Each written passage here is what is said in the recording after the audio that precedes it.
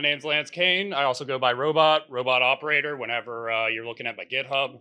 I'm a service architect at SpectreOps, so I tend to focus on supporting our consulting services whenever I'm not leading red team engagements or penetration tests to be able to automate some of our tradecraft, identify new payload techniques, or be able to incorporate things to make it a little bit more accessible with all the intelligent people we have working together. When they come up with cool stuff, the service architects get to figure out how we can spread that knowledge and document it and make sure things make it across to all of our consulting services. Big fan of macOS research and red teaming. We've had a lot of success over the past few months with many of our recent assessments, and it has been a recent passion of mine for the past 2 years. 5, 6 years before that, I was doing a lot of Windows work, and lately become a very big Jamf enthusiast, learning all about the technologies and how to exploit it. So. Cool. My name is Craig Wright. I am a senior consultant at SpectreOps. I am a red teamer. I love hacking things. I like developing stuff, so programming, various solutions for offensive purposes. Also recently learning to love every programming language that there is because we can develop weird C2 using various things, which we will discuss. And then at home, I am a unprofessional food critic, and I make enormous messes in the kitchen. My wife is not always happy about that. And here's my handle. You can find me on whichever socials probably, and then GitHub. This is my where I post my code. Honorable mention, sitting in the crowd, Dan Mayer. So this whole talk, the whole idea behind this is we were on a red team and we had like a bunch of new ideas, and Dan was on that red team. So we have to call him out here. Dan's a consultant. I'm not going to read all this stuff, but very smart dude, very funny. And here's his blog if you want to check out stuff about game hacking and hobby projects. So our overall overview of what we're going to be talking about, we're going to do a real brief introduction, talk about an initial access payload, which I haven't seen much use of, and then some modern payloads options that we have, things like containers, scripting languages that we might be able to use. We'll talk about some potentially evasive egress methods, situational awareness, talk a little bit about how we can use Jamf to move around environments if we get very lucky, and then go over some defensive recommendations as well. So we're not just dumping a bunch of scary stuff at you.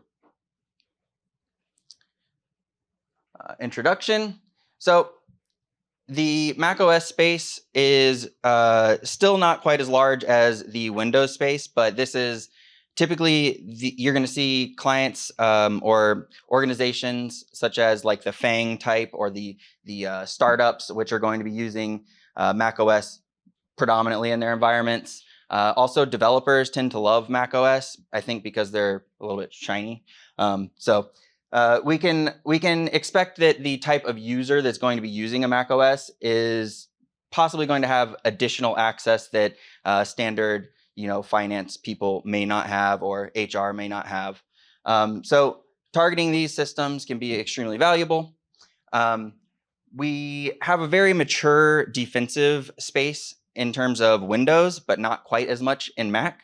The solutions, EDR products, are not quite as good as a lot of the solutions that exist for Windows. And that's a little bit in part due to, as Patrick Wardle recently had described in a blog post, Apple seems to have taken a sort of privacy-based over security-based focus. So if we can get any kind of code executing in process, we can generally stay evasive of EDR products because they're not going to be able to take a look inside of the process and see what's going on.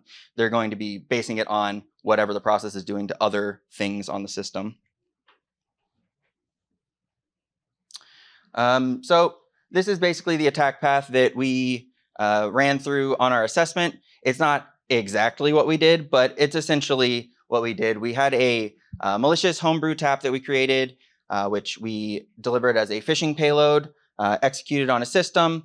We achieved some level of Jamf access twice now via credentials on systems, and then we were able to actually add scripts and policies to execute arbitrary code on other machines, move laterally that way. So in terms of initial access, a homebrew formula, this is whenever you land on a Mac OS machine, one of the very first things you're going to see in their terminal history is going to be they're basically installing homebrew. And that's because Mac OS doesn't have a good solution for package management like this. So if you think about like apt or yum on Linux, this is essentially what this can provide for you. And so it is billed as the missing package manager for Mac OS. Essentially, you have these homebrew formula, and these are a list of configuration for how to install stuff on a OS X machine. And the homebrew taps are a repository of a list of these formula. So we can potentially abuse this by making these. Homebrew does come with this default tap, which has a bunch of open source projects. That's why developers are going to be installing this. It's going to help their workflows. And as I mentioned, we can add our third-party taps, which we will talk about now. So this is basically what a formula looks like. It might be a little bit small, but essentially up here at the top, we have our formula class or our Poseidon class inheriting from the formula. This is just Ruby. And below that, we have our some of our metadata about the actual formula, what it's going to do. Things to note here are we can add a description. It's not quite as important. The homepage is also not quite as important. This is just some metadata that's fed back to the user with certain commands to maybe see some information about individual packages. What is interesting below here is the URL and the SHA-256 sum here. This SHA-256 sum needs to match the tar-gz that is listed in the URL. And this tar-gz here is being pulled from a GitHub release, but it doesn't have to be. It can be anything that is accessible on the host. It could be a local file. It could be any arbitrary domain that you'd like. And you can pull down this tar-gz, and as long as the file hash matches, it's going to be happy about this. And then we'll jump down to the install. I should note that there's also a pre-install and a post-install option here. So we can have some code that executes before or after this installation as well. Here what we're doing is nothing too complicated. We're just basically iterating over each file that is in the decompressed tar-gz, and we are running code sign on it to sign it so that we can execute it on the system without any troubles there. We can also add caveats, and these are little friendly messages we can provide to the victim where we can say, hey, the way that this is typically going to be used is to tell them to do some extra thing that is not really supposed to be performed by Homebrew. So things like we want to make sure that they know that they're adding command completion. So put this line in your Z shell RC. And that's what we're doing here. What we're trying to do with this caveat is we're just telling them, hey, put this, source this file in your Z shell RC, and then open your terminal, hoping to achieve that full disk access that may exist for the terminal app. It's pretty common for developers to give full disk access to the terminal. So if we can execute via the terminal, we'll inherit those permissions with our malware that we're pulling here. As I mentioned, the taps, they're essentially just Git repositories, so we can host them anywhere. As long as it is accessible, we can use whatever protocol that Git is allowed to handle. So SSH works, FTP, HTTPS. You can use the file protocol, like if you want to reference a local brew tap. And yeah, so you can work with this to install things. This is what we're doing here. Simply installing from a local tap, YOLO malware for funsies, and then brew install, and then we can see now that we have Poseidon installed to the opt homebrew bin directory down there at the bottom. So for this presentation, I'm releasing this tool called Hexbrew. This is just meant to make your life a little bit easier because there's a lot of things that kind of cause problems if you're trying to set this up. So you can find it on this repo whenever I make it public. I forgot to do that before the talk, but I will. It's not really a crazy program. It doesn't do a lot of things, but it is just a simple Python script, which we can supply a YAML configuration defining how we want to install a file. It gives you some things like you can set a Boolean here for code sign if you want to sign the stuff that's inside of there, wherever your endpoints are, and it'll go ahead and package up all of that stuff into your tar.gz, give you the correct hash, and then you should be able to run the commands that it outputs to get this deployed into GitHub, so you can get your users to install your malicious taps or malicious packages. As for a demo, we have a quick one here. This is just, there we go. This is just a phishing email. It's a little bit hokey, but we have essentially a SpectreOps themed email here. We've supplied some instructions for the user. We know we're targeting a Mac OS user, so the other stuff can really just be nonsense. But we want them to run this brew tap install. After they run it, we'll see, when they run this, we'll see a few things happen. It's going to source the tap, check what all is in there, and then it's going to, after it gets that list of formula, it's going to install the package if it matches, which it does. And then we achieve code execution here.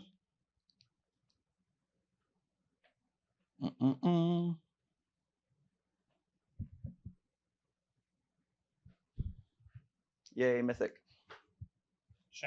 Shout out to Cody Thomas. Executing sleep because we don't want to wait all day, and then print working directory to prove that we can. So there we go. Okay.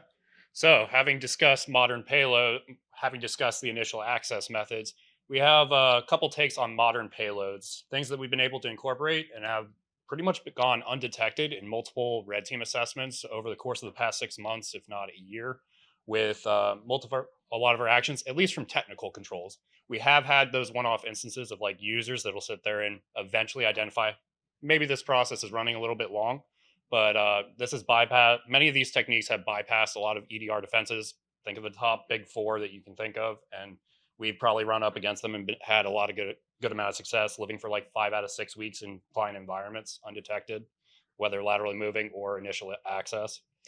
One of our recent takes has been containerized payloads. So we don't have to worry about being inspected if we sandbox ourselves, really. This commonly comes in the form of Docker. And this is, again, shout out to Dan. A lot of his work and effort went into being able to develop malicious Docker containers. Again, whenever you're working with that developer-heavy environment, they frequently are going to be using cloud services such as Kubernetes, container deployments, and they're going to have Docker Desktop available or some other Docker deployment capability. So if you can convince users to either download a malicious Docker file or find if you're seeded access or run initial Docker Compose, it gets a really convenient execution technique where not only are you going to be running in this container, but you will be able to execute multiple PostEx capabilities and you without being able to run into any EDR inspections, command shell history logging, because you're all running within that container. There's not a lot of good solutions to be able to identify separate processes that are just being virtualized at the moment. And we end up just using basic Docker files, set up an auto start for Poseidon or your choice payload whenever you're setting up your image. And once you have that up and running in the client environment, we've also been able to just use apt-get to install additional PostEx tools that expand those capabilities. If you know the client's using Azure CLI or AWS CLI, apt-get install AWS CLI in your container. And that way now you're just making those network calls and you can gather resources from the local macOS. We'll talk about mounting the underlying system here in a sec. We don't have a lot of built-in evasion whenever we're deploying these containers, but we're kind of just banking on the fact that they don't get inspected that frequently. And we've had very rare occurrences of developers saying, hey, this container is still running in the background that maybe they kicked off, I don't know, a week ago. So whenever we're using Docker payloads, we like to use Docker Compose because it gives us a lot of options to be able to configure what's going to be available to the container from the hosted macOS system. Particularly, we like being able to mount the underlying file system. And again, for an EDR's purpose, they may just be saying, oh, the user's home directory is being parsed or the temp directory, any of these listed out here. But anyone that's worked with the macOS platform knows that so many of those CLI tools and SSH keys get stored in your home directory. And that can yield a lot of dividends whenever you're trying to get additional access. Also, looking at volumes, small caveat to that, you'll be able to see what users have mounted or what they may have access to over the network, but you do have to be cautious if you're going to trigger TCC prompts if whatever Docker application has not previously interacted with the volumes directory / those mounted resources. We've also been able to use shared networking. So once you're up and running with those Docker resources, you have access to the host internal network. So it's great to be able to egress, and we'll talk about some of the methods we use with containers to get outbound. But once you have split capabilities with that established channel, you're just essentially appearing as that hosted macOS device without actually having to run on it. And you can set it up to be persistent to always restart on login with that restart always option that's configured in the image. There are some downsides where you have that chicken and egg problem. You either need to convince the developer to download and run your malicious container, you need to have seeded access or some other way to run that Docker Compose to get up and running in many of these cases. You can't run processes on the underlying hosts, so you're going to have to get creative with either mounting the underlying file system and like Trojanizing a shell history file or some other profile, or finding an application they have installed locally that you might be able to have access to that you can manipulate. We also have had some occasional stability issues, particularly when systems like go to sleep and then they have containers running in the background. They may not always start up exactly as intended, but usually they resolve themselves given enough time. We'll have like a new callback from the same container come back in a few minutes. Another honorable mention, but one that I did want to include here, is Parallels, and that's Parallels VMs. These things are massive whenever we're building them, but it is definitely a common and leading solution for virtualization on macOS. Allows mounting the underlying host file system just the same as Docker.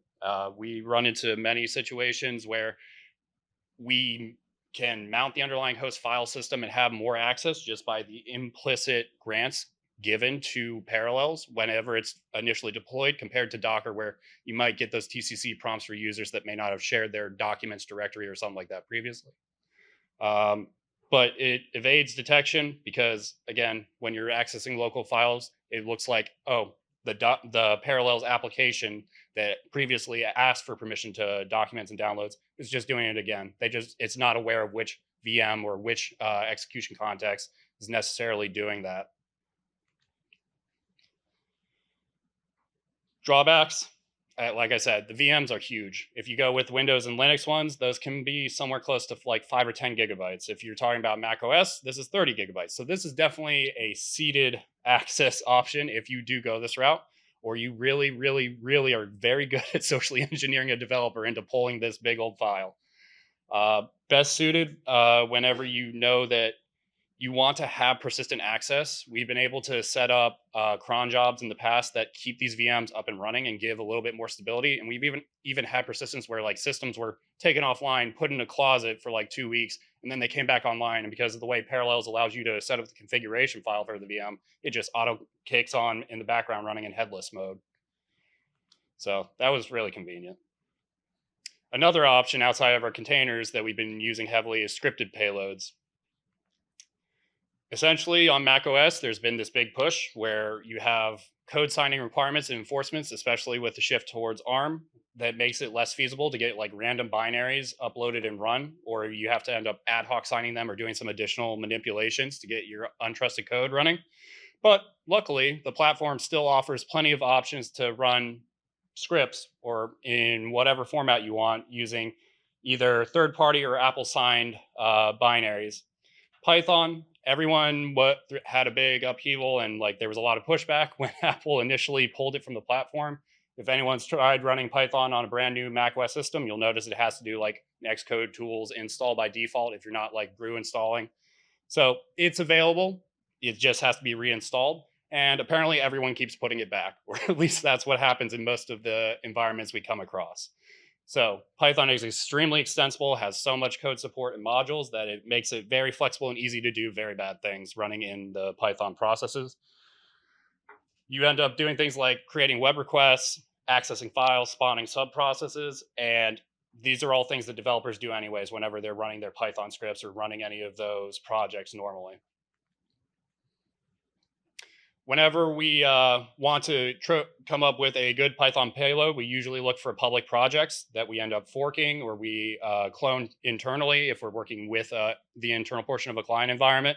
It's even better if we have found a way to find the client's public projects, because then we can do things like, hey, check out this pull request or additional test cases, and let the developers work with that piece. Very effective for simulating supply chain attacks or trying to convince developers to pull down your repos. And again, whenever you have dynamic code execution like this, we have yet to have EDRs just like detect or flag on, hey, this Python script is outright malicious, unless we go and like say pull Medusa from a Git repository that's being hosted somewhere that's like a known Python payload. But if we come up with a custom script, we often use encrypted embedded files that have like other payload capabilities, or we'll use HTTP shellcode downloaders still. Once you pass those into memory, same thing Craig referenced, like EDRs don't have that insight into what's actually running in the Python process after the initial script. Also, a very convenient module, or multiple modules, I should say, in project that has supported many of our efforts is PyObjective-C. This is actually Objective-C bridging for Python, and grants a lot of capabilities that if anyone's worked with AppFel and experienced Cody's glorious work with JXA Objective-C bridging, this is just an additional step on that, where Python now has many of those capabilities to just run OSA script, JavaScript for automation in memory, or being able to run AppleScript. That's one of the common abuse cases that I love using, so that you never have to touch disk. You just pass that straight in to the APIs available to you. And the only requirement is you have to be able to do pip install or make sure that the module is installed previously. But if you have a brew tap set up, it already satisfies those dependencies for you. So that's another convenience. And this is an actual example from one of our assessments. You can see the actual install where we were granted a simulation for supply chain seeded access, installing the module. Then we were able to git clone one of our forked repositories.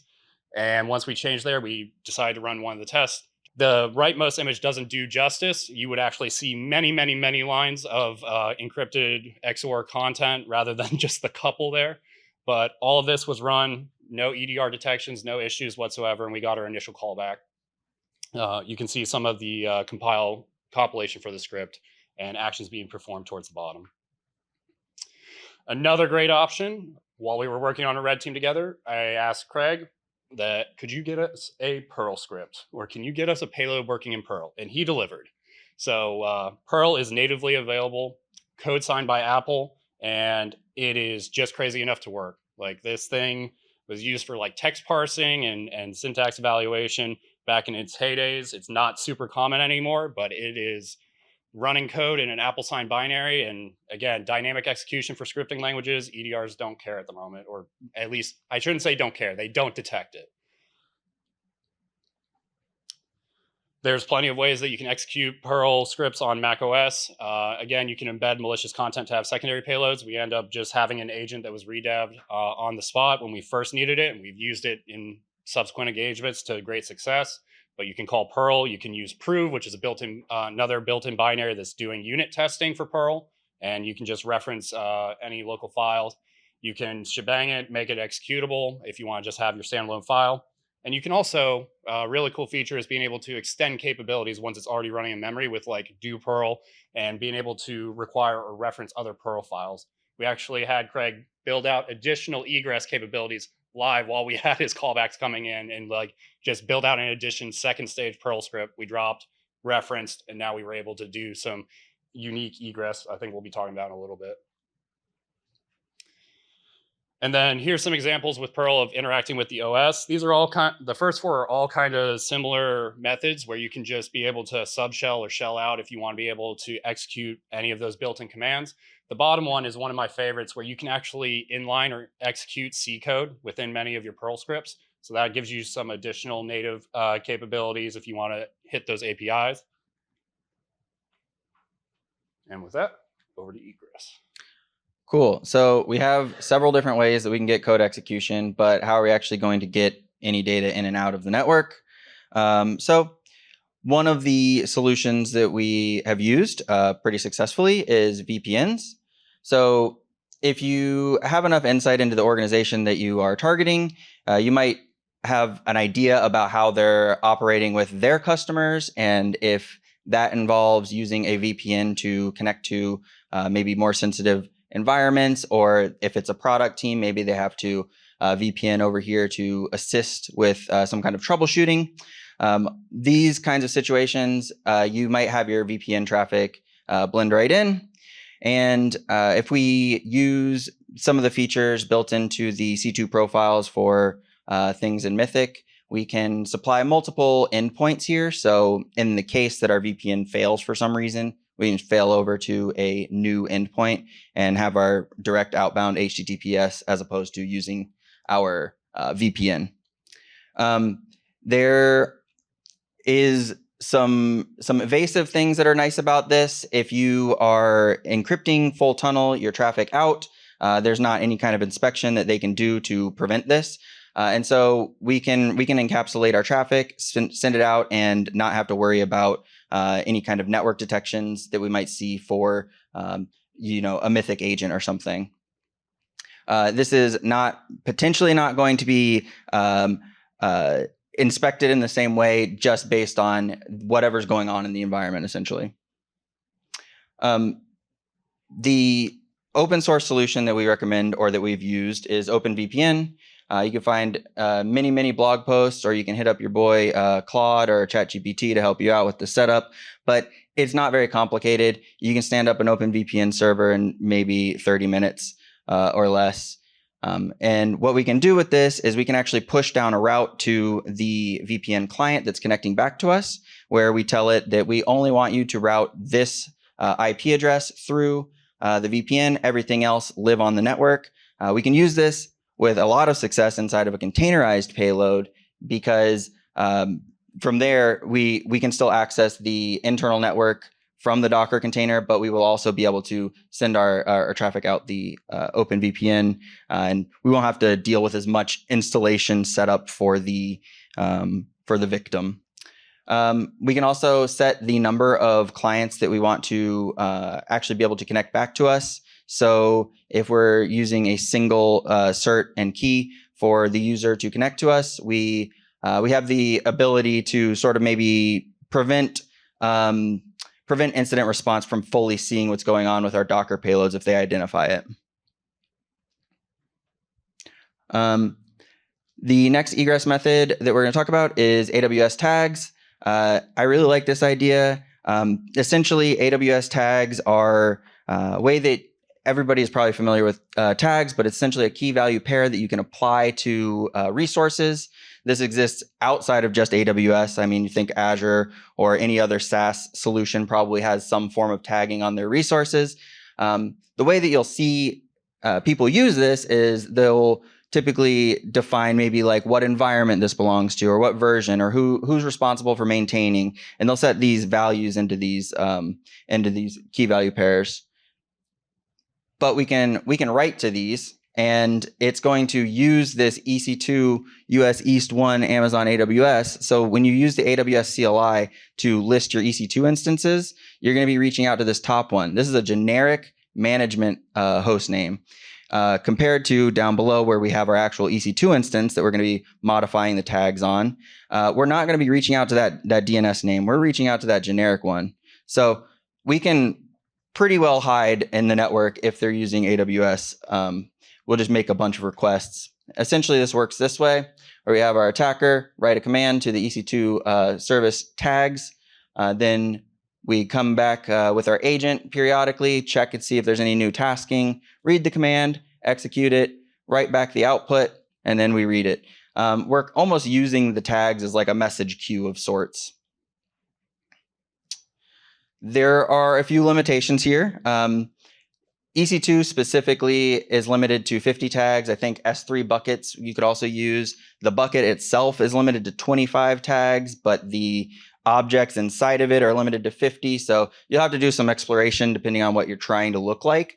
But the tag space itself is actually really limited. So like your key is only going to be 128 characters, or 100, yeah, 128, and then your value can be 256 characters. So with 50 characters, downloading a file is extremely slow.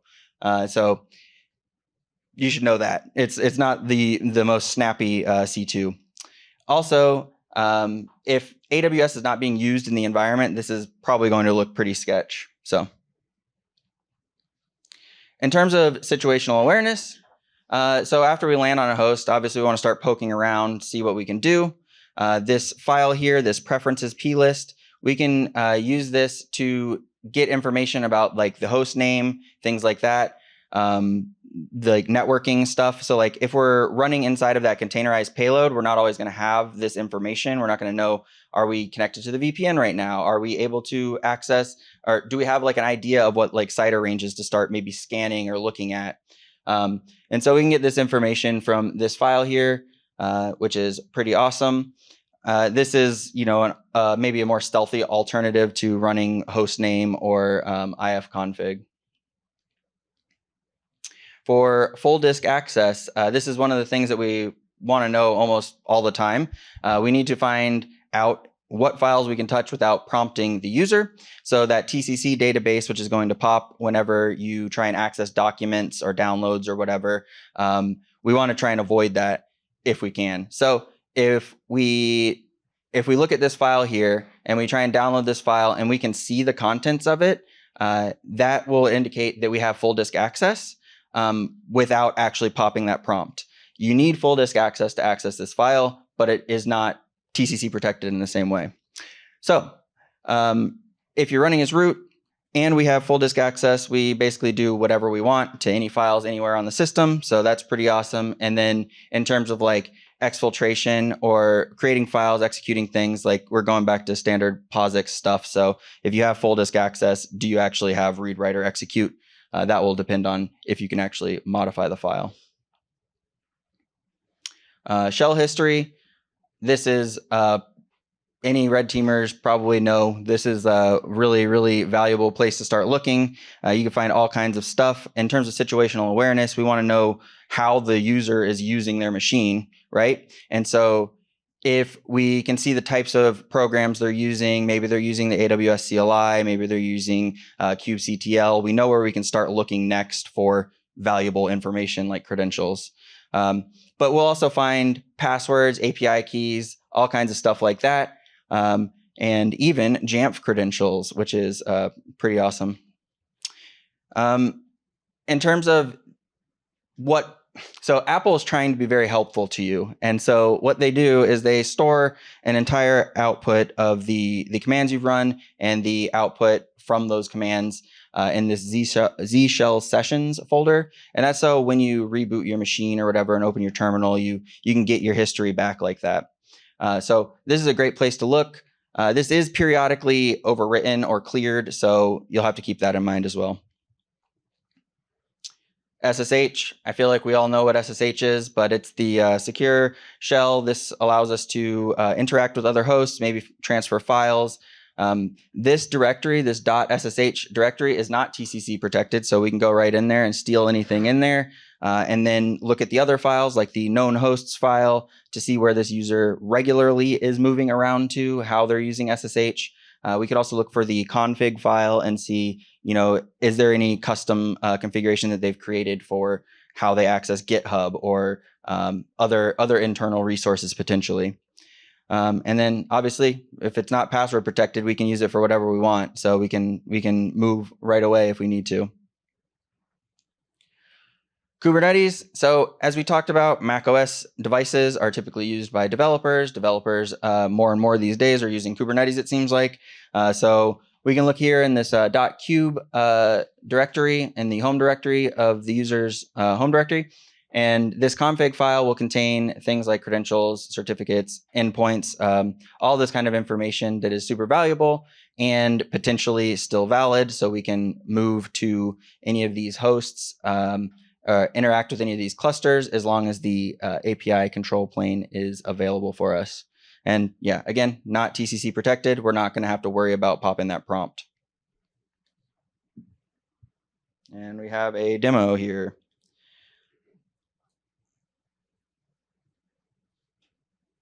So we're going to first check out that plist that we talked about to determine if we have full disk access.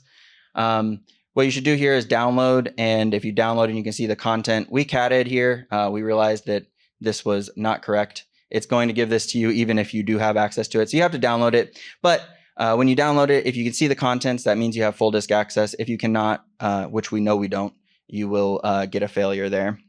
Next, we're going to start digging around in the user's home directory, avoiding those documents, desktop, those TCC protected locations. Inside of here, one of the first things that we would probably look at, if not the SSH keys, would be the Z shell history. As we can see here, one of the first things that they did is run that brew command to install, like I mentioned.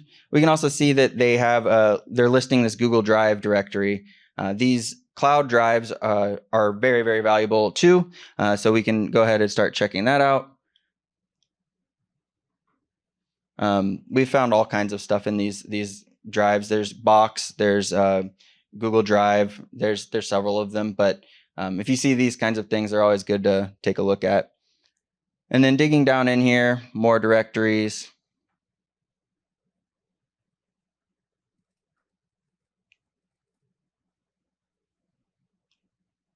And eventually we might find something like a PDF, like making demos for dummies or Jamf development steps.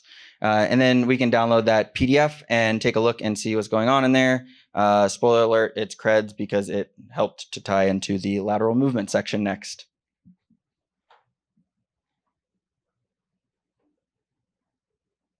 And while this seems a little maybe silly, like this exact thing has happened now twice. So it is possible. Yeah, you'd be surprised. In addition to just like even individual user systems, you have like Jamf creds getting backed up to code repos in cloud shared buckets. It's very wild out there. Like go and look at some of the integrated services. So when we're talking about lateral movement, some of our favorite now has been Jamf. It's so common and prevalent across any macOS fleet. It has so many capabilities for anyone that's coming from Windows House. Think WSUS meets some AD, meets SCCM, meets group policy. And then you have a concept of most of the features Jamf provides for the macOS side of the house. But this thing is so powerful. It has so many different APIs. So once we have any type of credentials, if we have read access, we love being able to perform our recon using Jamf. You can gather information about like emails for users interacting with it. If you know you want to target specific developers or you're trying to get to cloud admins, position IDs, you can get granular down to like MAC addresses, serial numbers, whether they're using MDM profiles. We can even sit there and get like entire inventories of what software they have installed. Hint, hint, if they have Docker Desktop, that makes it really convenient to move with those containerized payloads. If they have Brew installed Python, or if they have Homebrew installed at all, we know that's available as well. You can get running services, so much info, and all of this is just accessible via APIs. We are in the process of creating some better tooling for this inside the house that we're going to make publicly available to the company. But one of the primary lateral movement capabilities we've been able to exploit is uploading Jamf scripts. And the fun thing about Jamf is that it does a lot of weird stuff by default. Like the EDRs have to compete with admins that are on forums saying just base64 encode it and pipe it to bash as part of the support. So like there's some things out there where just running scripts and running ad hoc Python, bash, Z shell is going to be normal for your client environment, where they have their own individual scripts and how they're setting things up on their side of the house. But you have the ability to host scripts and execute them using policies. First, got to be able to upload it to the server. API documentation helps fill this in. We have an example with a curl request here. Whenever you're looking to push up that script, it is important to make sure that you are escaping, because they have particular formatting that they want you to use. Such as like that double \n there. We also, you can use any scripting language of your choice if you know it's available on the platform. The name and get and fields for Jamf are metadata tags, so they're kind of arbitrary, but we recommend trying to blend in. So You can also trigger the execution before any other policies are being applied. So if you know the system's in a good state, or maybe there's a specific app execution that you want to be able to get context on, you can bump the priority on your execution. And once you upload your script, you're going to get a numerical ID that's going to help point you to where it resides on their Jamf tenant. And this is what you're going to need when we go on to the next step, which is actually pushing policies. Again, similar to scripts or whenever you're doing that reconnaissance, you're going to need appropriate privileges. But again, it's very common for people to get things up and working and then not restrict privileges or harden some of these accounts we come across. So policies get applied to computers. They can sit there and be applied by groups or names. Well, not names, groups or object IDs. Similarly, you have those metadata items where you can try and blend in with any of the existing policies, just issue GET requests to check what's available there. There are plenty of different trigger options. You can actually use recurring triggers to be able to have some level of persistence. We tend to do like one-offs, and then if we need persistence or know that a developer has particular access we want, then we'll go back and update the policies or push a new policy that re-triggers some of those payloads. And again, when you know that you pushed a policy, you'll get a numerical ID returned to you, and that's that positive indicator that yes, this now exists. And the next time that system checks in with the Jamf server, could be 15 minutes. Most of the time, it's like 15 to 30 minutes for active ones. Could be every 24 hours, but you'll get that run. Some OPSEC tips whenever you're working with these Jamf policies. You can issue delete requests to the Jamf server as well. Essentially, this is just an HTTP endpoint, and it will remove the policies. We did observe that it looks like it deletes logs from policy executions too on the server itself, but we have had clients that have like been syncing those logs and have been able to find artifacts of execution after they were aware this was occurring in their environment. So your mileage may vary on being able to delete things, but at the very minimum, try and delete it. And as Lee, one of Lee's famous quotes there, everything's stealthy until someone is looking for it. So here's our demo for lateral movement.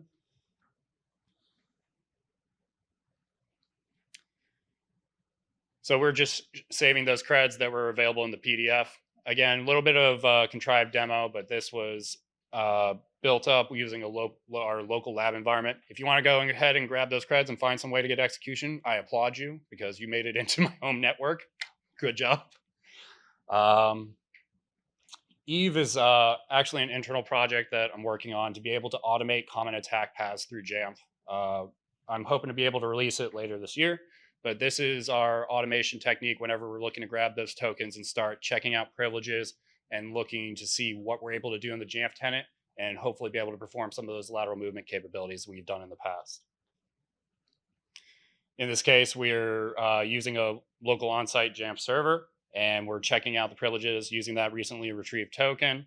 And Eve was originally developed on assessment where we needed a proxy in the environment. So you'll just see true or false whenever we're telling it whether we want to proxy chains or not when we were going through client systems.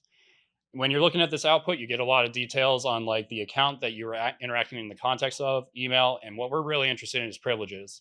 And in this case, we have an overprivileged service account that has a lot of capabilities, whether it's going to be updating scripts, pushing policies, and reading computers. So that way we know we can do that full chain of being able to enumerate and then laterally move to our targets. It's also super convenient when you can enumerate ahead of time, target a specific computer ID, and you know that that policy is only going to apply to that computer. So you don't have really errant callbacks coming in many of these situations. Once we have all of our pieces together, please will bear with me for this next section where everything just jumps right by. As you're recording, everybody's fingers get a lot fatter, so we had to rerun the command once. But in our Jamf tenant, we had one enrolled computer from Coro, who was the sender of that original email or the PDF reference. And so we're going to be seeing if we can make it over to Coro system using by pushing a script. First, we're enumerating and getting some computer details. You will want to pipe this to less or output to a text file in some format, and that is because you will get so much info. You get like their entire installed application catalog, every PKG ran, the homebrew. You can see that they're using that a local admin account is in use rather than full like MDM profile enrollment. And if we really wanted to, we could reset the local credential of the management account. That way we know we have creds whenever we land there. Once we have, we can see at the time of the demo, that timestamp showing last check-in was useful in knowing that, oh, check-in just occurred within 15 minutes. So this computer is likely on and we can expect a callback in a reasonable time frame. Again, when we're pushing scripts here, you'll notice some of this is going to be using localized shell scripts. Once this has made it into a more refined piece with just centralized Python modules, hoping to make it available to the community. But in this case, we are pushing some of those shell escape scripts that are going to be running our app-file payload embedded in Python content. And there you can see the reference ID whenever our script was uploaded to the Jamf server.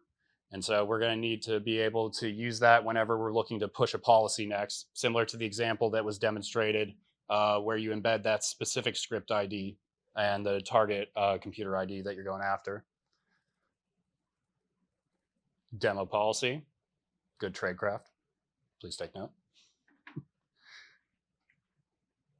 And once we push the policy, we see an example of the index of the new policy that was created. So next time that computer checks in, we get our elevated callback because 9 times out of 10, Jamf is running with elevated privileges.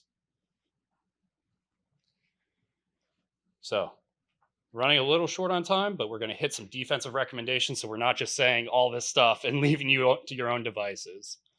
Some tooling that we run across in client environments that has been hindrance or outright defeated some of this tradecraft. Whenever you're looking at OS Query, we have to give a shout out to Chris Long.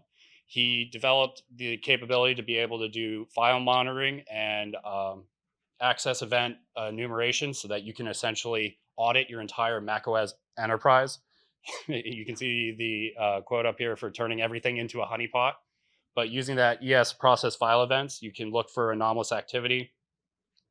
Like in this case, this is one of the queries you can actually run against a centralized server whenever you're looking to identify any processes accessing sensitive Google Chrome files that do not originate from like the Chrome process itself or the Chrome application on macOS. Another awesome solution, hits a lot of similar points, but also it goes beyond, is Santa for conditional access and monitoring. This is a policy-based or profile-based application originally developed by Google. Now it's being maintained by a collective of North Polsec, and it will actually prevent access based on conditions that you can set, like application ID, code signing. So if I want only Slack to be able to access the Slack cookies database, I'm looking for that Slack MAC gap code signature on the process that's making that call and prevent and create a pop-up to the user. You can also block Mako executables that aren't on an approved list. Another awesome solution is secretive. Whenever you have any of those SSH keys that you want to make sure you do not get exfiltrated from your system, put them in secretive and it's going to get stored in the macOS Secure Enclave. And at this point, no one can export that, quote, quote, until someone finds some ways to do it. But for the time being, this is a really great solution that I employ personally whenever I'm getting access to my remote systems or GitHub. Again, shout out Max Gogen. Little snitch. This is one of the only recommendations here that is not an open source free product, but it is just so good that we had to put it in here. It gives you such detailed, granular control of inbound and outbound control on macOS, and seeing some of the connections that are being established by both native and third-party processes. So I recommend you try that 30-day trial and see what it's like whenever you do the learning with the allow listing at first, and then you can fine-tune and granularly control the specific applications and processes that are making those connections. And if you don't want to go the paid route, there is always Objective-C. Still recommend sponsoring them if you can, but they make their tooling freely available and open source. And Lulu is a great option whenever you're looking to filter outbound connections and identify new process connections that are being made. So say C2 drops on someone's macOS system, you'll likely get a pop-up in their face saying, Python wants to make a connection to AWS EC2 whatever.com. And then they have to allow that prior to it being established.